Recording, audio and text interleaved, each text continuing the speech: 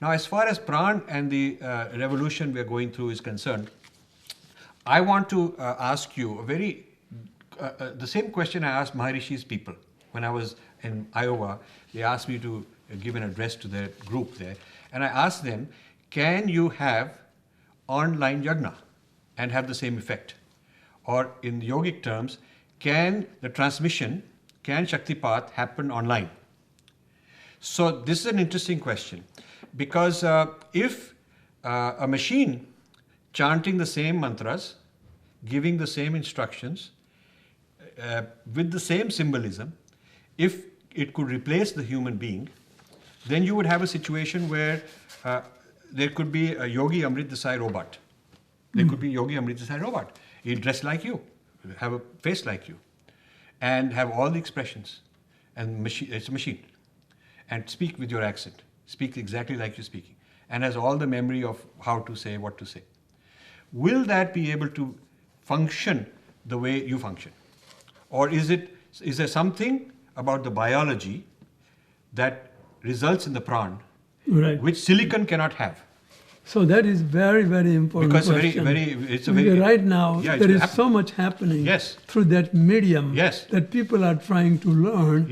But it cannot be, it is very difficult to access energetically what is said intellectually. This is very important. I'm glad you said it. I am glad you said it, because some other people I asked said, words are words. Whether I say it, whether the machine recording says it, it's the same thing. But you agree with me that the Pran is not going to be inside that machine. No way. And so when it is a pranic transmission... Even if a person is there, he cannot transmit it if he is not already established in the source of oneness and soul within. Then his energy is so full that it can be transmitted at the same time. So that's how I train yoga teachers who connect with their energy. They practice pranayam, they practice meditation, so they do not abuse their energy and create separation between you and me. So this is what I called embodied knowing.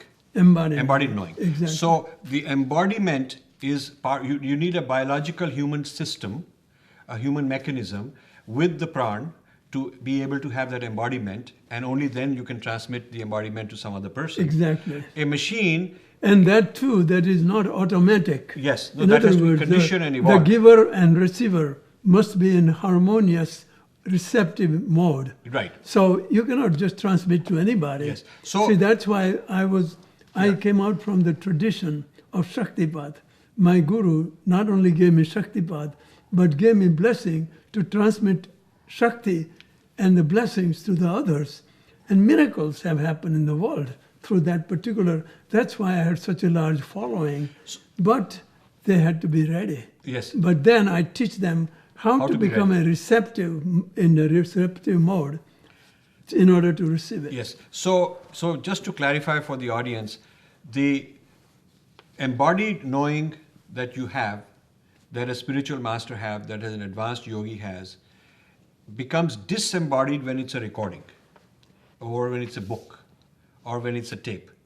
So that playing that, you're not going to get the same effect of Shaktipat and transmission, because it also depends on, it will not get Shaktipat, but if the person is ready, even a wrong teacher saying right thing, they can be transformed. Because he's already But in general, you're right. But some people who've had, we have stories of some people who've had miraculous awakenings. Could you say it's past life, that in the past life he had this embodied experience, and for some reason he's come back here and with some incomplete work to finish. So automatically he seems to have received some kind of a miraculous, but it's not a miraculous, it's because he was ready. Right, that is what happens. That is what happened. Yes. So the conclusion is that the living guru cannot be replaced by a machine. Right. There cannot be a robotic substitute. There cannot be a machine downloadable yagna. So it is very much like that living guru provides the map that is like map coming from AAA. Right. And then a person who has not traveled and journeyed through the different parts of this country, they can also draw a map and write the books. And it could be misguiding.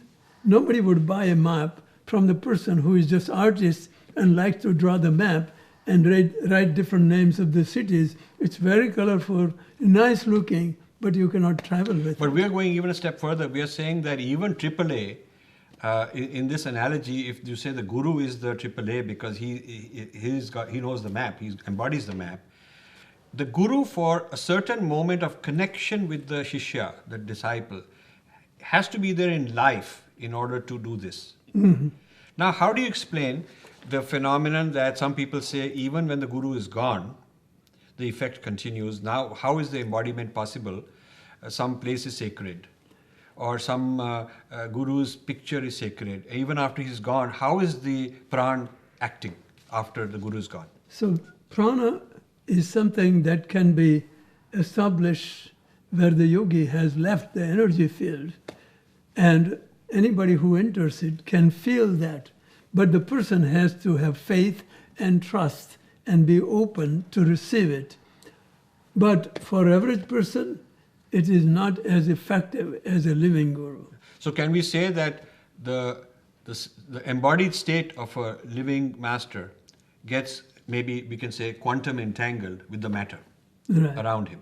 Right. So some vibhuti, some physical place, some clothes, something he gave as prasad, is quantum entangled with the state of the living master. Right. So this object has some effect. Maybe not the same as the living master. It depends on the receiver. It depends on the receiver. Yes. Whether this quantum entangled thing... So because what is working is faith and trust. Right. And they both happen beyond the mind. And to become a recipient, you have to go beyond the mind, even with a living master. Yes.